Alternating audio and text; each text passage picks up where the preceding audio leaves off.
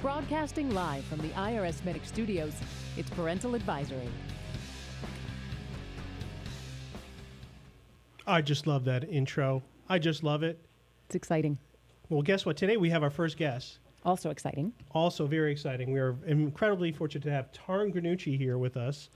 A man of many hats, I would say. This is true. And he is more than a legendary local. He's an author. He's been writing the Wallingford magazine, pretty much a well-reviewed magazine. Everyone reads that front to cover. Mm-hmm. And you're probably responsible for 90% of that content? 60%. 60%, wow. Okay. Yeah. It is very cool. Every time it comes, I literally sit down and read it, and then Kevin takes it and sits down and reads it. It's awesome. Oh, that's good. Yeah. That's good. I have found out many things about my own family. Really? In there. Yeah. That's great. Fantastic job. You also have a book out. Yes. Legendary Locals of Wallingford. And why don't you tell us a little bit about that, what inspired that, and how did you get on your way? Well, it all started with a film I found in my father's attic when my siblings and I were cleaning his house out to get ready to sell it. It was a film made in the late 30s of Wallingford, and pretty much everybody in Wallingford who was anybody in Wallingford. Business people, political people, pretty much everyone. There were a lot of the people from the military, the police, the fire departments. It was pretty amazing. And I asked my dad what it was. He said a friend of his made it. So I took it and I had it converted from 8mm film to a DVD. Oh, wow. And took it to the library and said, can I do a little video, a little presentation of this video? And they said, sure. So the first time I did it, about 30 people showed up, and it was very nice, and that was sort of the end of it. A year later, Beth Devlin at Celebrate Wallingford, she's the programmer at the library, saw me and said, hey, aren't you Tarn? I said, yeah. She said, could you do that program again at the library? I said, sure. Well, she is quite a programmer, so she publicized it in a way that when the night came and I showed up, so did 300 people. Holy cow. At the public library. That's awesome. That's the one I heard about. That was the one all over town. Yeah. And that is what got me noticed by Arcadia Publishing, who is they're the publishing company that they do history books all across the country. For towns, they do images of a town, and then the legendary locals about the people of the town. Mm-hmm. And that's what excited me, was to be able to do that. So they tracked me down and asked me if I'd be interested. I had to prove I could do it. So one thing led to another, and they gave me a contract, and 2.5 years later, I hit the send button. It was a lot of work. There were 140 people represented in the book, and 140 stories and interviews, and it was a lot to put together. And how did you pare down? I'm sure you had more people you wanted to include. How do you get to those 140 people? That was the hardest part. Really? I started with 350. Wow. And it was very difficult to eliminate anybody because all 350 qualified to be in the book. Mm-hmm. So it was a variety of things. Some I couldn't get in touch with anybody. I couldn't get people to respond, one thing or another. Part of it was arriving at my chapters so that I could break it down into sections of the community, because I really wanted to represent the living community today, people who are still here, as well as the historical piece. But I didn't want to just write another history book. Right. I wanted to talk about the fabric of a town, of a community, and what makes it work. And it's the people. So I came up with chapters that I was pretty proud of, because I was able to see other versions of this book from around the country and the chapters they used. And I came up with my own, and it broke it down pretty nicely. Business and industry was the first one. That's sort of obvious, and that goes back to early times in the silver industry and so on. Nourishment I liked because it covers the farming community, old and new, and also the restaurant community, mm-hmm. which is very serious business in Wallingford. Mm-hmm. The chapter 3 was champions, protectors, and defenders, which included athletic champions and police and military and firemen. And that was quite interesting. I met a lot of people I hadn't met before, mm-hmm. gathering those stories, and it was very rewarding. Some pretty amazing people who protect us. Yep. Arts and entertainment, which included some famous people like Morton Downey and Morton Downey Jr., and Bev D'Onofrio, who wrote Riding in Cars with Boys. It was made into the movie, and others.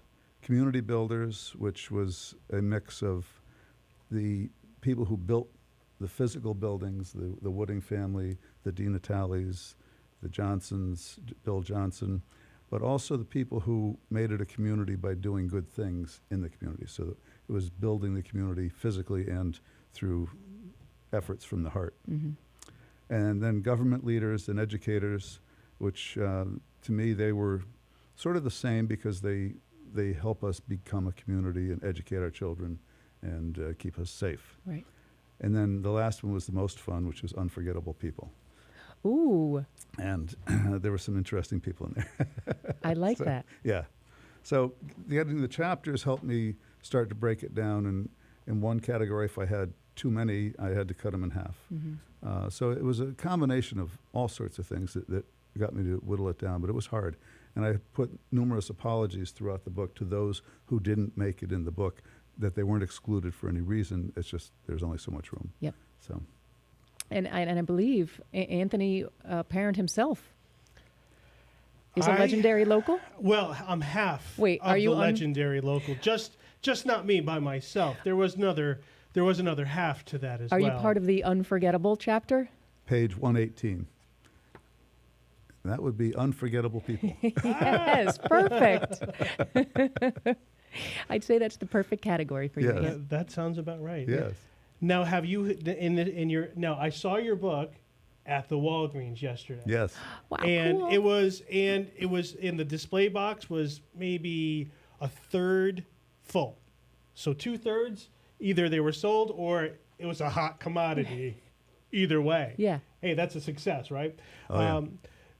So I haven't had a chance to read it yet, and I look forward to reading that.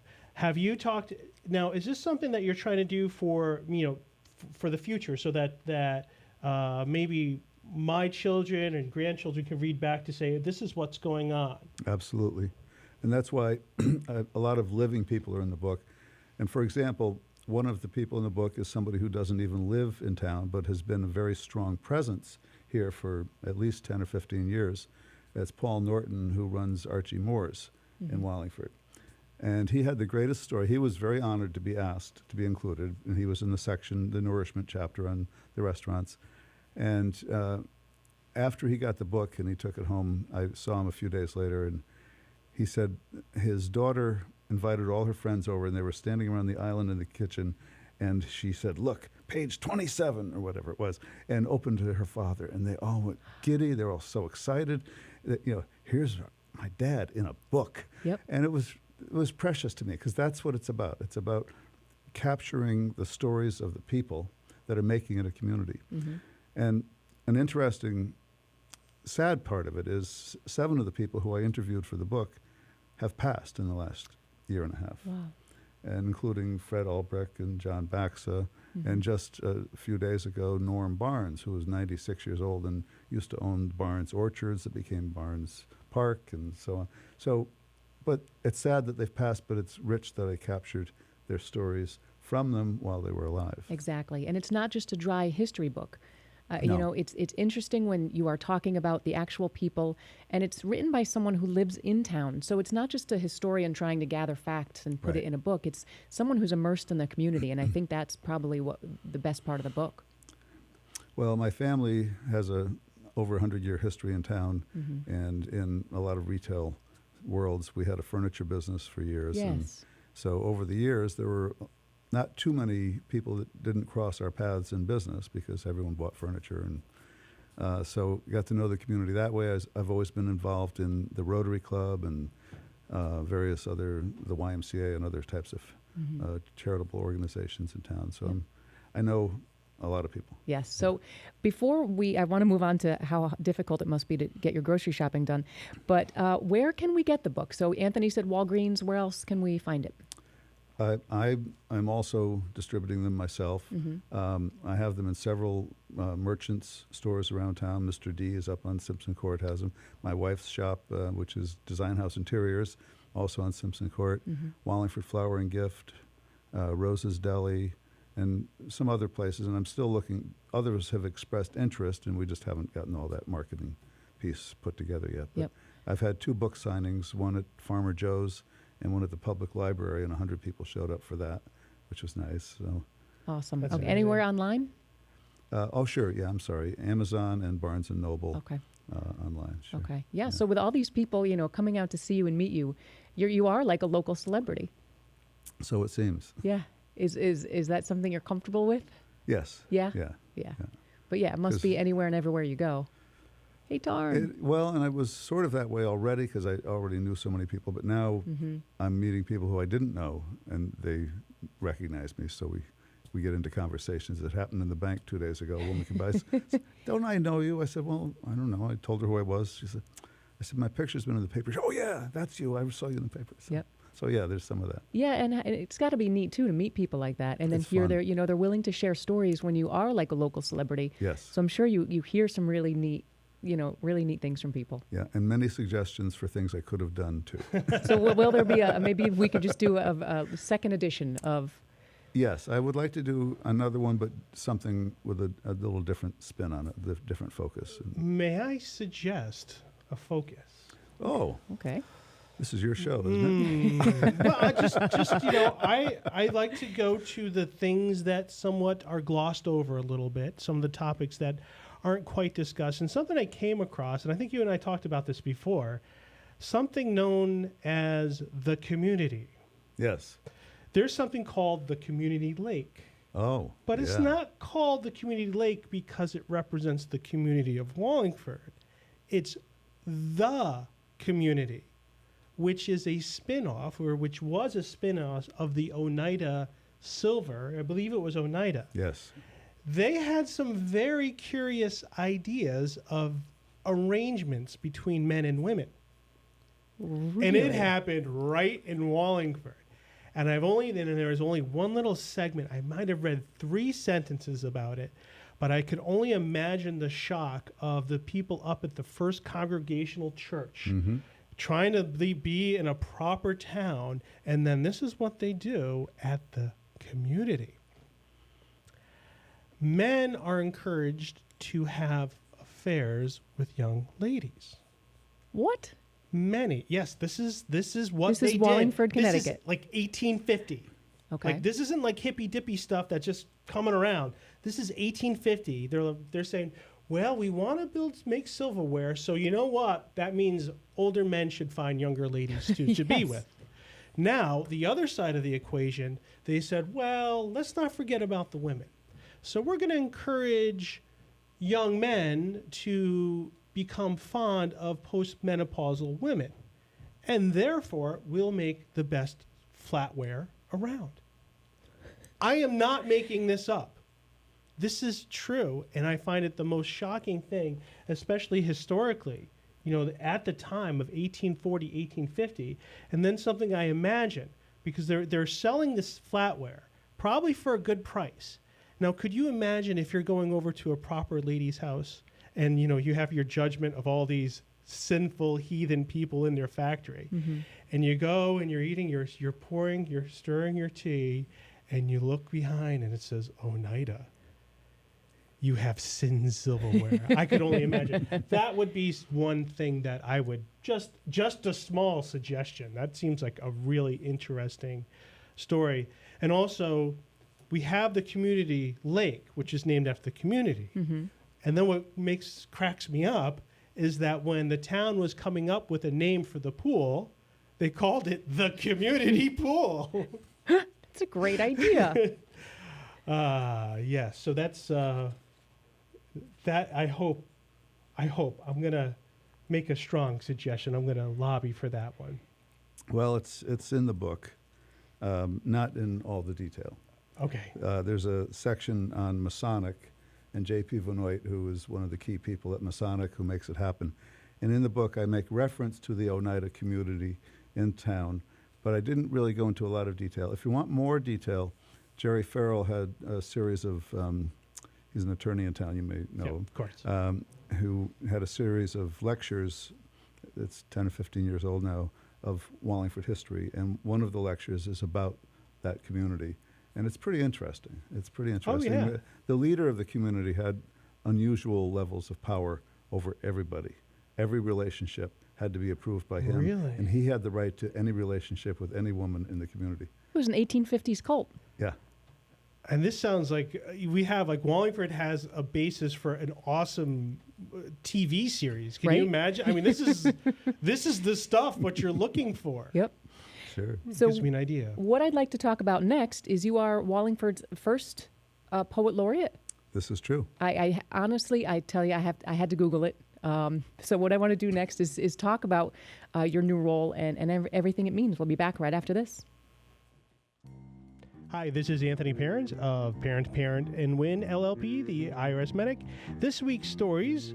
Today we talked about a Singapore bank starting to get some offshore scrutiny by the IRS. That is, the IRS knows a lot of people are starting to move their money away from Switzerland into such places as Singapore and even Lebanon. Yesterday we had an excerpt from last week's podcast about tax crimes, how things really work. On Wednesday we talked about the Swiss asset management firm making a deal with the Department of Justice, and this is the first time that I know of that something other than a bank has made a deal with the Department of Justice with unreported foreign accounts. On Tuesday, we talked about the taxpayers' army, how to protect your future, and some of the things that you're up against when it comes to the IRS. For more stories, visit IRSMedic.com. And we're back. We're back with Tarn Granucci Sr., our first guest. And Tarn has officially, well, no, not officially. Your official ceremony is October 26th, correct? Yes, in the evening at the library. And you will be Wallingford's first poet laureate. So what does that mean? Well, I was, the poetry group that I'm a part of that meets every other Saturday at the public library was started by Al Mueller 7 or 8 years ago, and it's evolved into quite a wonderful group of people. There are 16 to 20 people who are part of it, and they're most of the time. And I always loved poetry, and a friend of mine actually who helped me with the book, Diane Franklin, invited me to go to the poetry group. I said, sure, so let's do that. So I went, and I liked it, so I joined, and I began to contribute, and I've written poetry for 50 years or so, and was exposed to all kinds of literature and poetry by my mom growing up. Mm-hmm. And my sister is a speaking agent for poets all around the country and the world, including the current poet laureate and the last several poet laureates, not all of them, but most of them. So this is a world that's familiar to me, and I've always enjoyed poetry. Through my sister, I went to some poetry workshops with Robert Bly that were called the Great Mother Conferences that still go on today, and got to know Robert and a lot of other pretty well-known poets through that process. So I joined this group, and I was loving it and participating. And then when Al Mueller and Jane Fisher, who's the head librarian at the public library, went to the town to petition to have this position created, and it was approved, they both came to me and asked if I would put my name in for the position. And I was sort of knocked over and surprised, because there are some poets who are far more accomplished than I am, even in our group, than in terms of having been published and so on. But they don't have some of the other pieces. And what I talked about before for the book, the reason I was asked to do the book is I know people. And so because I'm pretty well connected in the community, that's important for the poet laureate, to be able to bring poetry and the value of poetry and the intrigue of poetry and all the things about poetry to the community through workshops at the library, through speaking at various community events, and through the schools, whatever. Basically, it's a two-year position. Whatever I'm asked to do, I will do, however I can manage it. And I'm not afraid to speak in public, so that helps. It does help. So. When I did Google it, and the official definition is a poet officially appointed by a government or conferring institution who is often expected to compose poems for special events and occasions. So will you also be writing in this position? I sort of never stop. Yeah. My wife and I just came back from a trip to Italy with a group of 14 other people. And along the way, each evening we would all go out to dinner, and during the day I'd written a poem about our experiences and about the group and people in the group for the evening. Mm-hmm. So I write a lot, Yep. and it's easy, and I don't just throw them together, but when they come together, a lot's already gone up in my head. So they usually flow, and then I'll tweak them and clean them up, and Yep. yeah. So And are you expected to create some of these workshops and programs, or are they saying, hey, Tarn, this is something we'd like you to do? I think people will come to me, and I have yet to see it, but I've also been brought into the group, the Connecticut Coalition of Poets Laureate. Mm-hmm. And I've met Rennie McQuilkin, who was just installed. I went to his installation 2 weeks ago as the Connecticut Poet Laureate. And he replaced Dick, I know his name, who I met recently as well, who had been in the position for 5 years. And at the installation for Rennie, I met 5 other local Poets Laureate, and I've already been invited to some events that are being held around the state, Mm-hmm. and asked to read some of my poetry at these other events as well. Dick Allen is the outgoing Yep. Poet Laureate. So I'm learning a lot very fast, and it's not overwhelming, but it's whelming. So yes, the official installation ceremony will coincide with Wallingford Public Library's annual meeting on October 26th, celebrating 135 years. And what time is that, Tarn? 6:30. 6:30? Yep. A nice event that, just to bring the family out. And it's open to people who would like to go, to the public. And Jane Fisher and Beth Devlin assured me that the business part they keep very brief. So there's a reception first with refreshments, and then the business gets done, and then I'll be doing a presentation. I'll be installed, and then Rennie McQuilkin is coming, the new Connecticut Poet Laureate is going to be there for me, and he'll be part of the program. So it's Excellent. pretty Do you get a exciting. sash or a crown or anything? That was my question. How are we going Yeah, it was really a sash seems appropriate. It does. Well, And I a put, crown. I put in for the crown, so Yeah. we'll see. Tarn, I know we're gonna share some of our poetry. Yeah, we are. What do you think the primary purpose of poetry is? Well, it's interesting. One of the women in our poetry group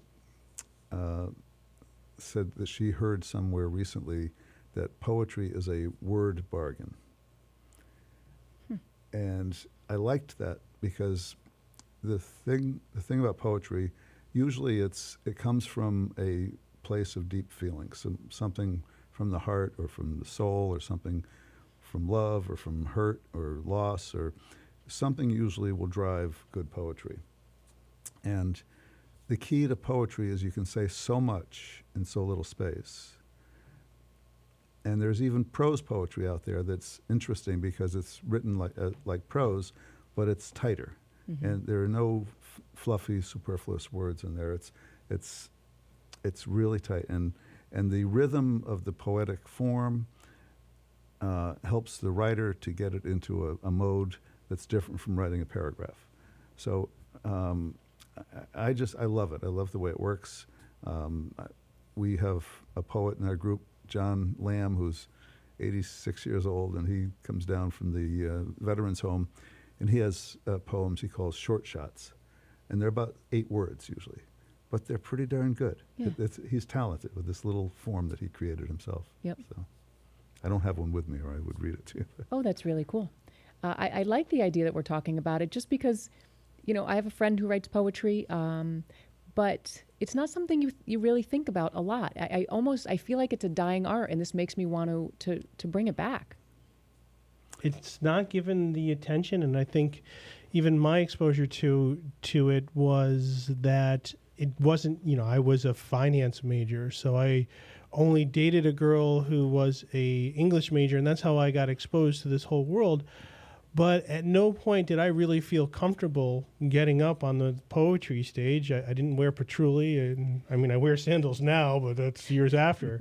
It didn't feel like it was really something for me. And then, something happened in my life where I didn't have a choice, that poetry became my therapy, and it wasn't something that I was doing, let me fill up my day. No, I had to do it to save my brain and to save my soul. And that's where I found the power of that you are able to condense very difficult ideas that, so many of us, we all feel alone when we're not. It's all amazing how we all can feel alone. And that's just one of the craziest things. And that when you can bring those tight words together and express that longing in somebody, when you read somebody, someone nails, a line, you're like, oh yeah, you're just, wow, you just told the whole story right there. It's really beautiful. And it's something I think that it's for everybody. And, it's like everybody should be doing it, I think. Mm-hmm. Well, okay, after this break, what we're going to do then is we're going to read some of your poetry. And maybe, Tarn, you can walk us step by step through the information you brought on how to write a poem, how to get inspired, and maybe we'll all get inspired and go home and write right after this. Sure. Coming up Monday at 11 on Parental Advisory, how is the legal profession failing the legal profession? Be sure to visit our Facebook page to follow us and submit story ideas. And thanks to our sponsor, IRSMedic, real tax attorneys for tough tax problems. Visit IRSMedic.com for the latest news on the disaster that is the U.S. tax code.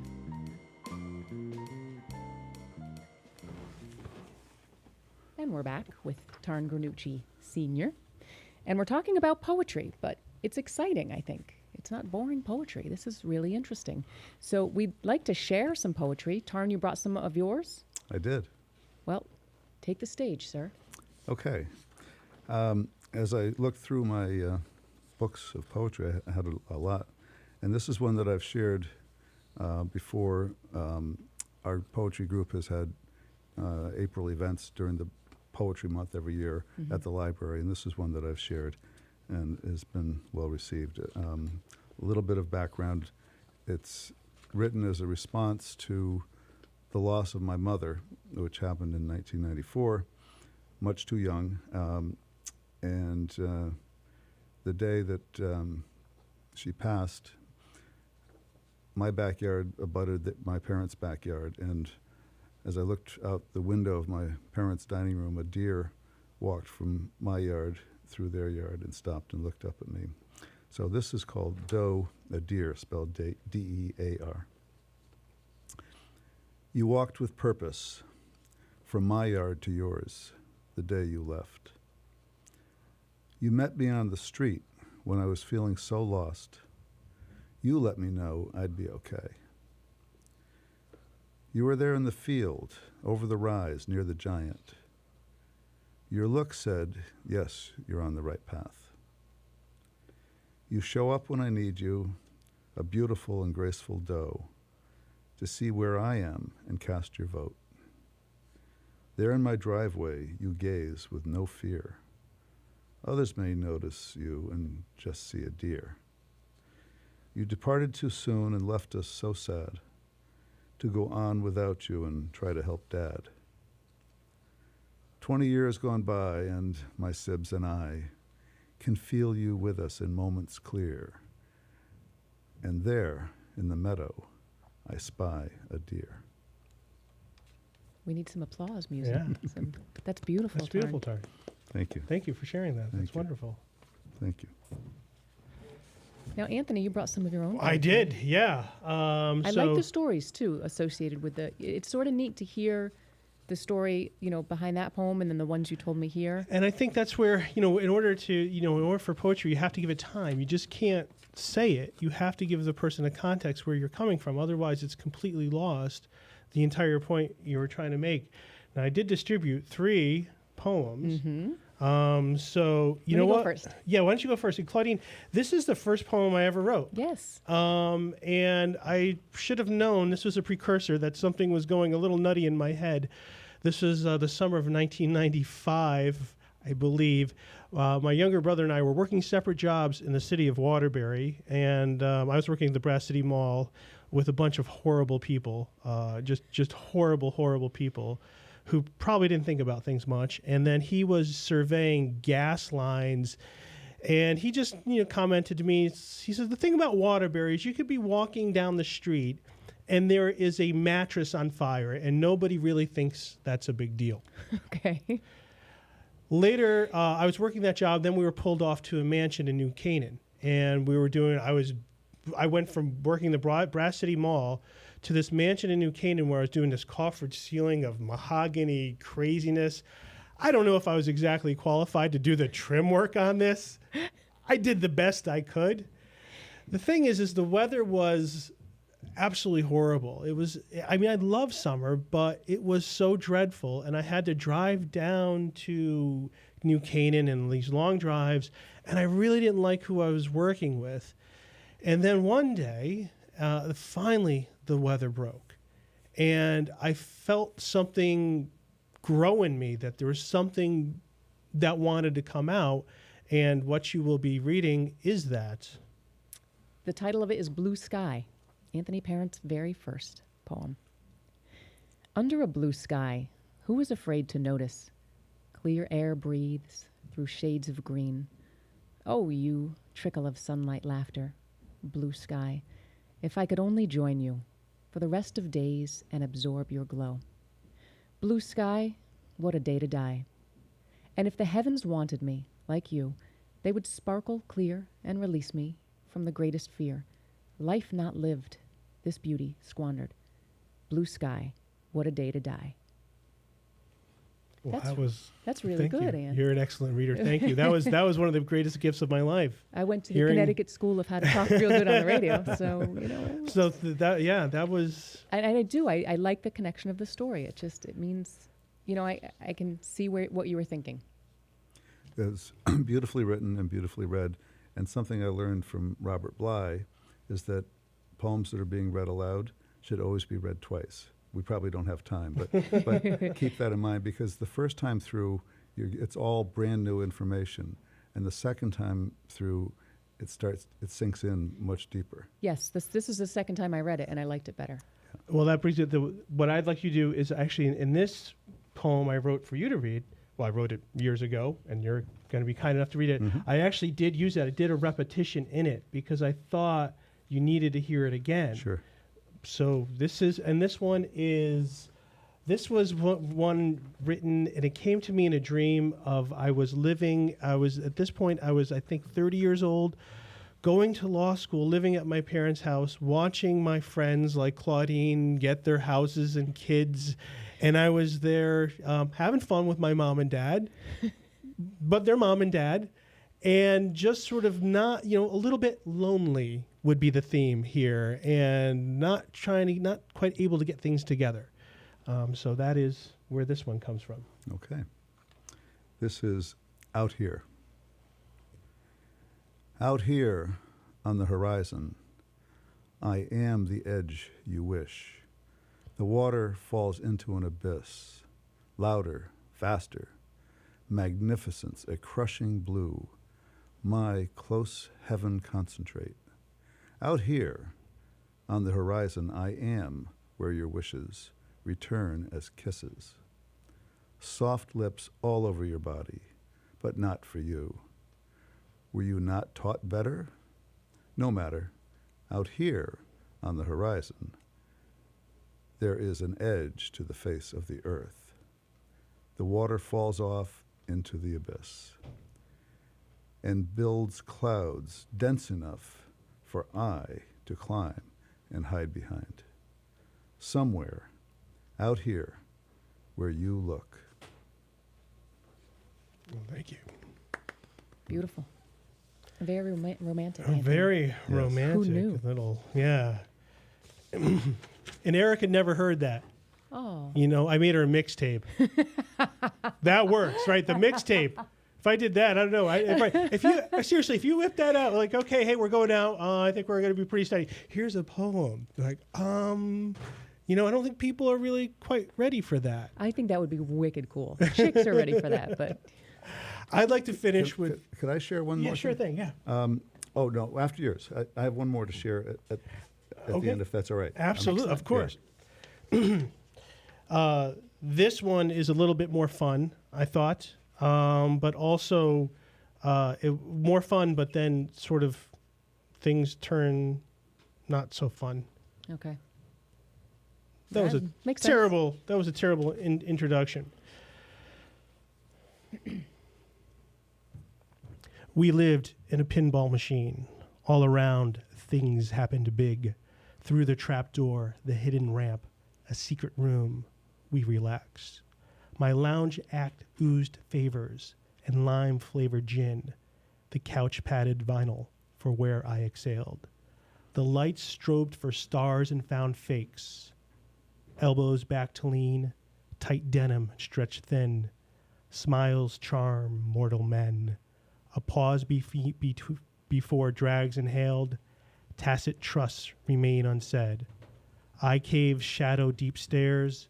Suggested soft skin right there. Excitement lurks down, for the king has come. That time we opened wide and advertised our lives. A tilted affair of cheated fame, held hostage with a borrowed name. Would you entertain a dare? Shall we pretend to care?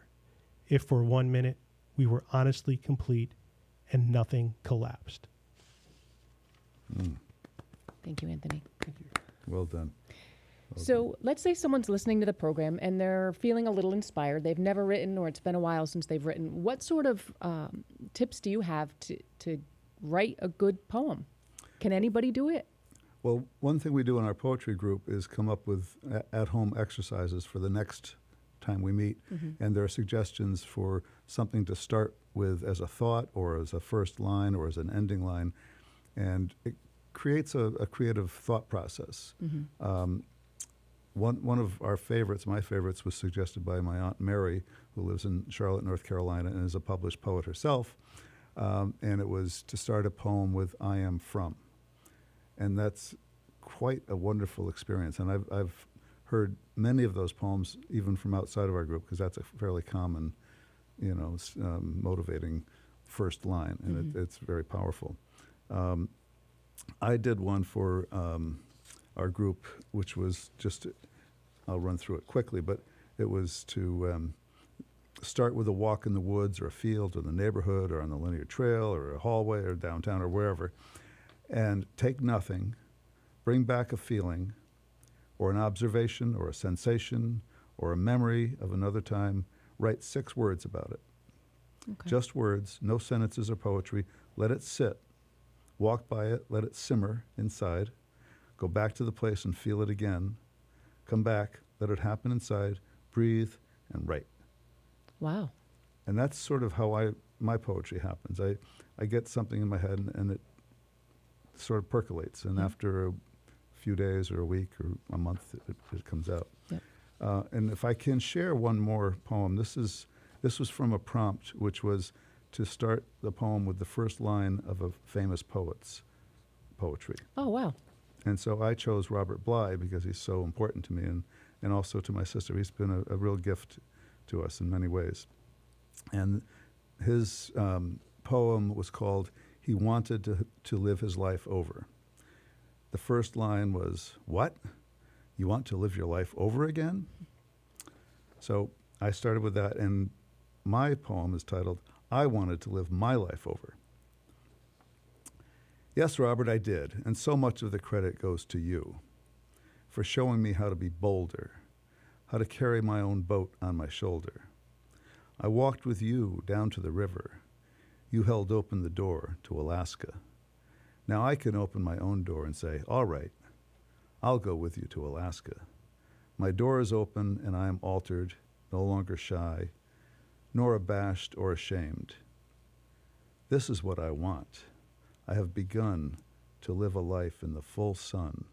This boat is my life, and I have climbed in. Beautiful. Thank you. Thank you. Well, I give a lot of credit to Robert because I took from his poems some of the thoughts, but they're all changed. So Excellent. So it was fun. Well, Tarn, thank you so much for joining us today. It's really been a joy. to Likewise. have you here. Thank We've you. had Tarn Granucci Sr. with us here today. He wrote Legendary Locals of Wallingford, Connecticut, which you can pick up on Amazon or local businesses around town. Yep. You know what we can do is put the information on our Facebook page and our website, so if Sure. anyone's interested, they'll know where to go. And also make sure that you join Tarn on October 26th for the official installation ceremony, as he is Wallingford's very first Poet Laureate. So thank you so much for joining us today.